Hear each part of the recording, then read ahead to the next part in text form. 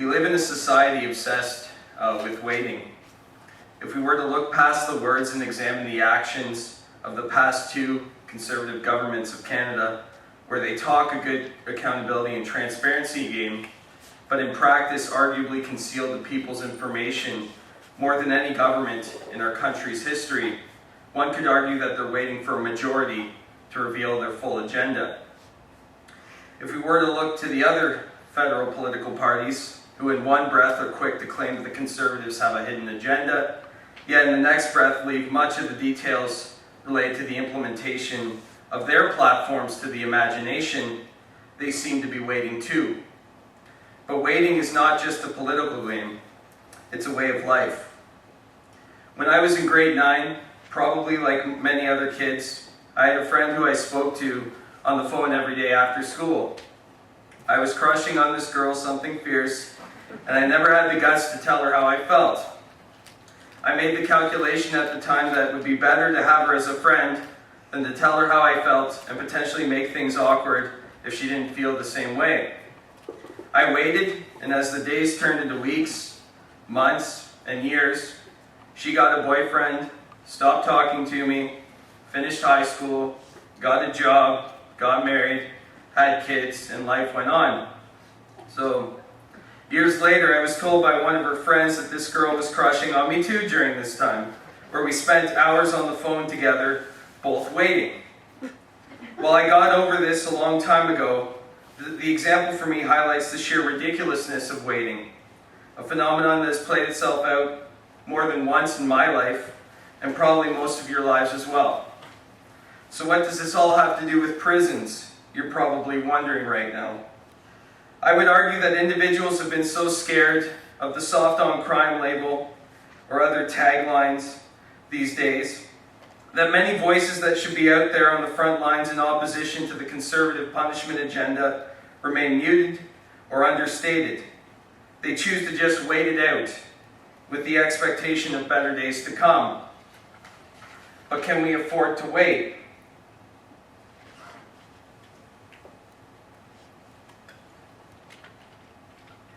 Will we wait until safe jails are proposed to incarcerate individuals suffering from mental health and drug addiction issues?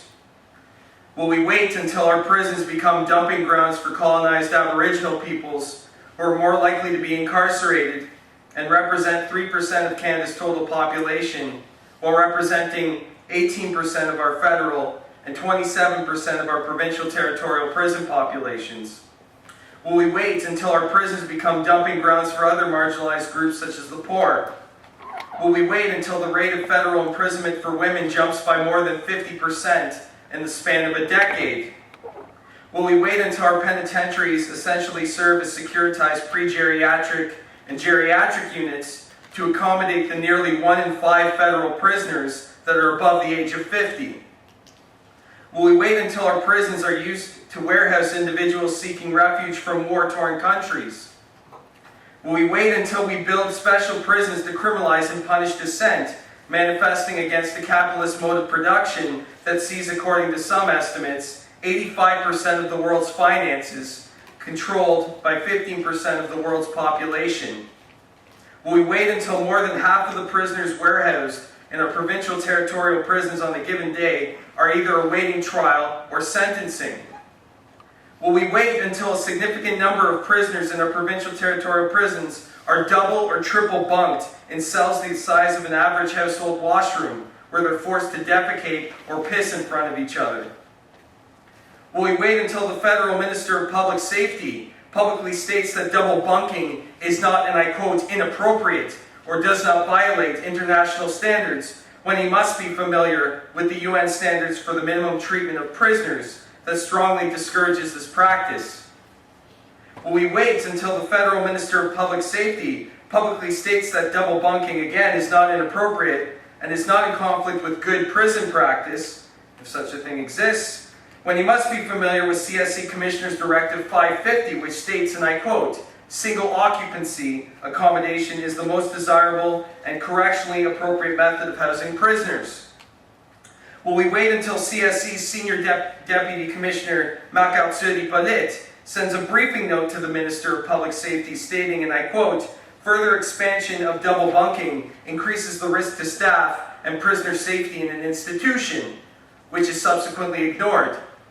Will we wait until CSC suspends Commissioner's Directive 550 to prepare for the projected increase in the federal prison population that is likely to occur as a result of federal legislation?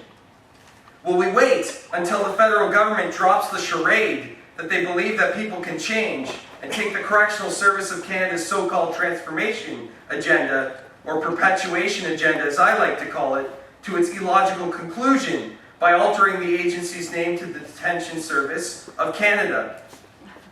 Will we wait until we equate the pain and suffering of victims to the length of prison sentences, a measure which will leave all the parties involved unsatisfied with the process and outcome of the so-called just us process?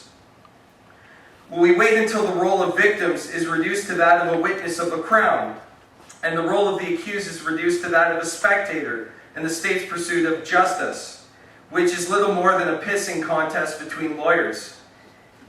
Will we wait until federal monies invested in victims is around $30 million versus $3 billion for the federal penitentiary system?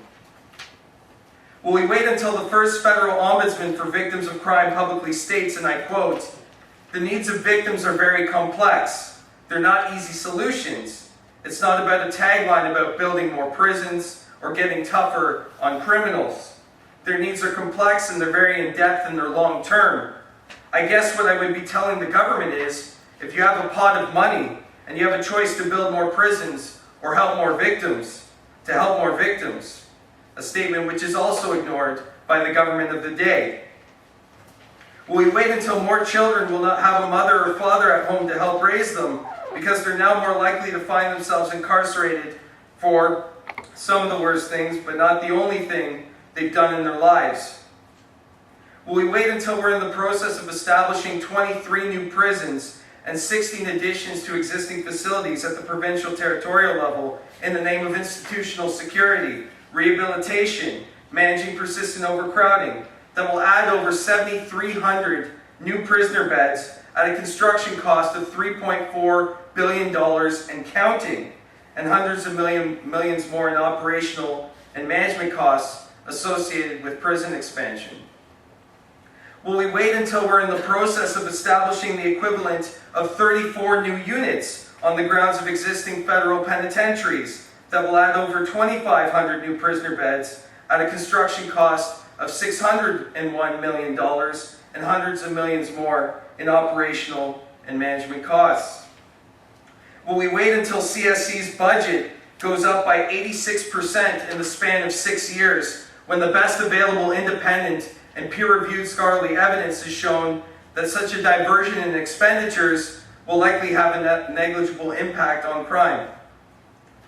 Will we wait until we keep open aging institutions that are long past their life cycles and are unfit for animals, let alone human beings, because the previous two federal governments seem to have had an ideological addiction to incarceration, which they were unable or unwilling to kick, despite the known harms of institutionalized punishment?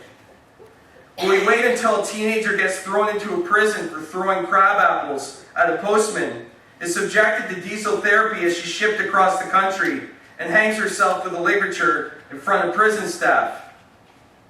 Will we wait until there are long waiting lists for programs in our penitentiaries that prisoners may need in order to safely reintegrate into society, because under 5% of CSC's budget is dedicated towards the provision of programming, and the Harper government decides it wants to go on a carceral binge that will only exacerbate the crisis in our federal prisons and undermine safety in our communities? Will we wait until we divert so much taxpayer money towards new penal infrastructure, like they did in the United States, that reintegration services will invariably be impacted, causing massive hikes in recidivism rates? Will we wait until we've had our own bad experience with increasing our reliance on incarceration and eventually decide to reverse course, as many countries have, wasting vast amounts of financial and human capital in the process? Will we wait until we divert so much taxpayer money towards building new prison beds that we see patients being treated in a Tim Hortons instead of a hospital bed? Will we wait until we divert so much taxpayer money towards building new prisons that our kids will have to pay higher tuition rates and take out small mortgage-sized loans, which many of us already do, to go to university and get a job they're likely to be vastly overqualified for and won't pay the bills? Will we wait until the day that the quickest work that has been done by all political parties on our pension system involves removing pension benefits and entitlements from prisoners in the name of Clifford Olson, in a context where many Canadians who worked hard their whole lives to build our households, communities, and country are living below the poverty line? Will we wait until the Conservatives and NDP lead an all-party charge to further restrict pardon eligibility in the names of Carlo Moka and Graham James, only to watch pardon prices spike as a result of related processing complications, which will likely lead some to argue that pardons should not be subsidized by taxpayers and should be paid fully by individuals who have served their time and need a pardon to obtain gainful employment so that they can move away from crime and on with their lives? Will we wait until the Conservatives and the Bloc Québécois form a coalition and get rid of accelerated parole review for first-time non-violent prisoners, a practice that was put in place for evidence-based reasons, in order to score political points in the Belle Province in the names of Earl Jones and Vincent Lacroix, who took advantage of laissez-faire financial regulations that still remain in place today? Will we wait until the Conservatives and the Liberals effectively usher in a sanitized version of the death penalty for individuals who have been convicted of committing homicides by getting rid of the faint hope clause, when we already have some of the longest sentences for such acts in the world? Will we wait until we focus so much attention on incarceration that we don't maximize the potential of prevention as a viable alternative that could save taxpayers $7 in imprisonment costs for every dollar spent on initiatives to prevent victimization from happening in the first place? Will we wait until jurisdictions like Texas are diverting significant taxpayer monies and resources away from building new prisons towards justice reinvestment schemes that aim to address some of the contributing factors to crime, such as mental health and drug addiction issues in the community, in a manner that makes Canada look like a punitive outlier in a context where governments elsewhere recognize that increasing our reliance on incarceration is expensive and does not contribute to enhancing safety in our communities in the long term? Will we wait until the penal policy debate in this country is focused on whether crime, reported or unreported, is going up or down, instead of focusing on how we can allocate scarce public resources to prevent the complex conflicts and harms in our communities that we call crime, and to meet the needs of the victimized and criminalized in a manner that is effective, respects human rights and dignity, and provides the best value for money for taxpayers? Will we wait until our government doesn't feel the need to share the costs of their justice, or just us who can know bills? Will we wait until a federal government is found in contempt of Parliament for not allowing MPs to fulfill their fiduciary responsibilities, or refusing to disclose the full cost of their punishment agenda to Canadian taxpayers, who will ultimately foot the bill for all federal and provincial territorial expenditures related to the carceral binge? It has been 4 years since the CSC review panel recommended the construction of new regional complexes, or McPrisons, as some like to call them. And we're still waiting for CSC to make public the long-term accommodation strategy of the federal penitentiary system.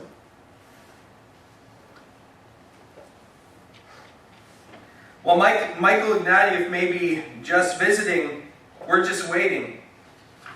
And I think we've waited long enough.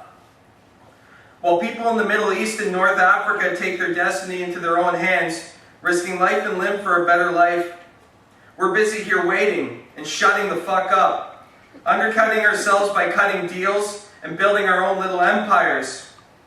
And for what? In my life, I've been told to wait. Wait until you finish your PhD to speak out. Wait until you get a job. Wait until you get tenure. Wait until you retire. There's always something to wait for. So many things, in fact, that we could live our entire lives waiting. In my life, there are times where I've waited, and where I've waited so long that I either forgot what it was that I was waiting for, or what I was waiting for was gone.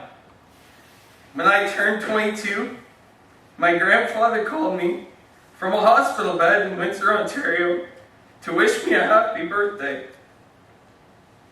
I missed the call and waited to call him back because when I spoke to him a few days before, he sounded well, and I had taken for granted that just like every other time before, he would still be here among the living the next day. I waited and I never got to talk to my Opa again. The man who gave so much of his time and invested it in me. The man who taught me how to read. I waited, and 7 years later, I still haven't forgiven myself for waiting. And I'm not sure if I ever can or ever will. It may seem like a trivial thing, but if there's one thing I regret the most in my life, above all else, is the phone call that I waited to make and the conversation I subsequently never had the opportunity to have. And life is not to be lived for regret, the regret of waiting.